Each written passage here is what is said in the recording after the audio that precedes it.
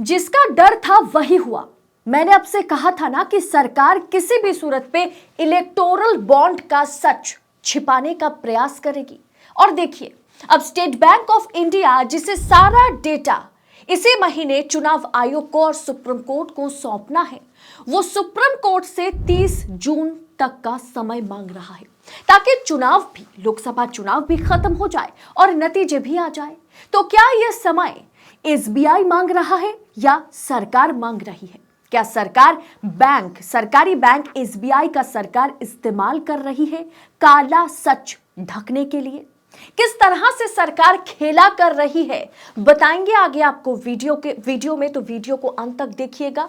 नमस्कार, स्वागत है आप सभी का देश नीति पर। मैं हूं आपके साथ अदिति।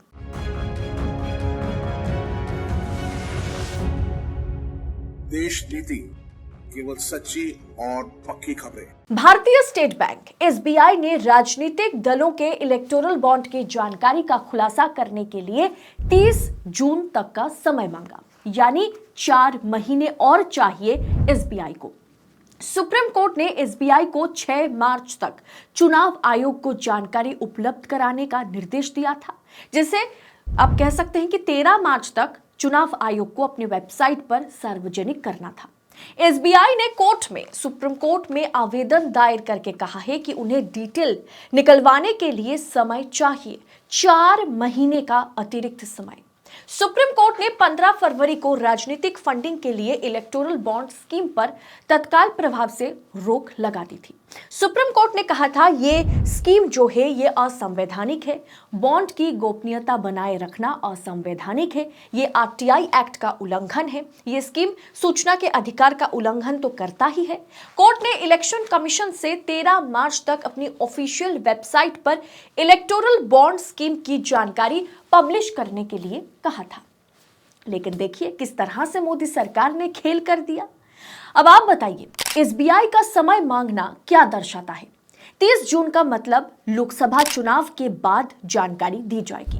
आखिर एसबीआई ये जानकारी चुनाव से पहले क्यों नहीं दे रहा है या देना चाहता है? महालूट के सौदागर को बचाने में स्टेट बैंक ऑफ इंडिया का इस्तेमाल हो रहा है।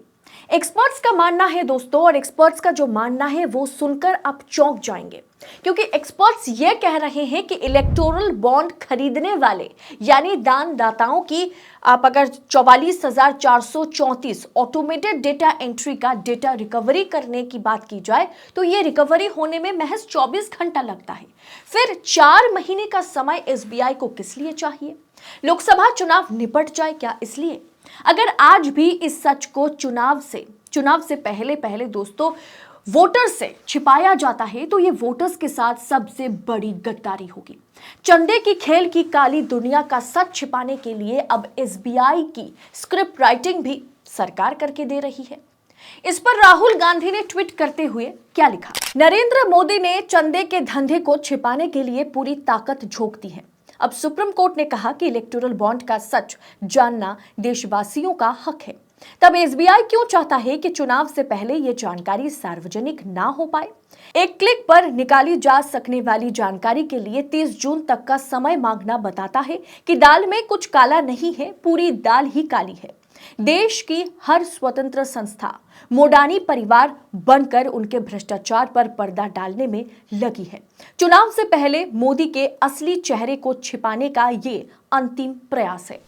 वहीं पर मल्लिकार्जुन खड़गे ने ट्वीट करते हुए लिखा, क्या मोदी सरकार आसानी से भाजपा के संदिग्ध सौदों को नहीं छिपा रही है? जहां इन अपारदर्शी चुनावी बॉन्ड्स के बदले राजमार्ग, बंदरगाह, हवाई अड्डों, बिजली के जितने भी प्रोजेक्ट से सब कुछ के अनुबंध मोदी जी के करीबियों को सौंप दिए गए थे। तो वहीं दोस्तों ADR, association for democratic reforms, ने कहा है कि एसबीआई के इस समय मांगने के खिलाफ वो सुप्रीम कोर्ट में अर्जी दाखिल करेंगे। और एडीआर का कहना है कि वो चुनावी बॉन्ड पर एसबीआई की याचिका का विरोध करेगा। ये एडीआर ही है जो इलेक्टोरल बॉन्ड के खिलाफ सुप्रीम कोर्ट पहुंचा था। एडीआर के संस्थापक जो है और ट्रस्टी प्रोफेसर जगदीप छेकर ने कहा है कि एसबीआई के कदम को आश्चर्यजनक नहीं बल्कि दुर्भाग्यपूर्ण बताना सही होगा। इलेक्टोरल बॉन्ड में कितनी घपलेबाजी हुई है ये तो एसबीआई के समय मांगने से ही पता चल सकता है कि किस तरह से चीजों को छिपाया जा रहा है। जैसा राहुल गांधी ने कहा कि दाल कुछ काला नहीं है, पूरी की पूरी दाल ही काली है। पिछले 6 सालों में इस काली दुनिया में भाजपा ने कितने घाट के पानी पी रखा है, इस पर पर्दा डालने के लिए सरकार एसबीआई को कठपुतली की तरह नचा रही है।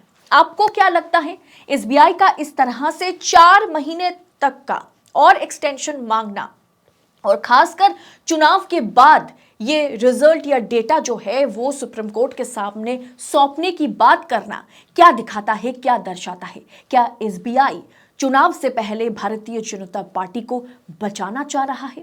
आप अपनी राय कमेंट कर हमारे साथ जरूर शेयर करें। बाकी ऐसी तमाम खबरों को पड़ताल के साथ पाने के लिए देश नीति को सब्सक्राइब करें।